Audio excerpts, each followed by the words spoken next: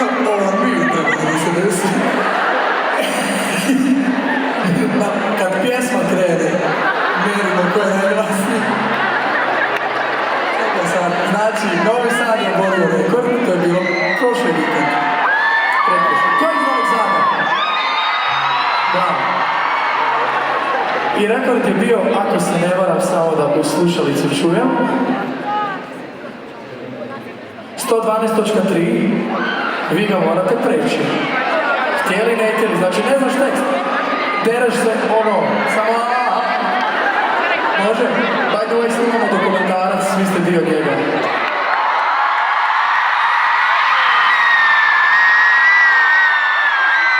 E tako.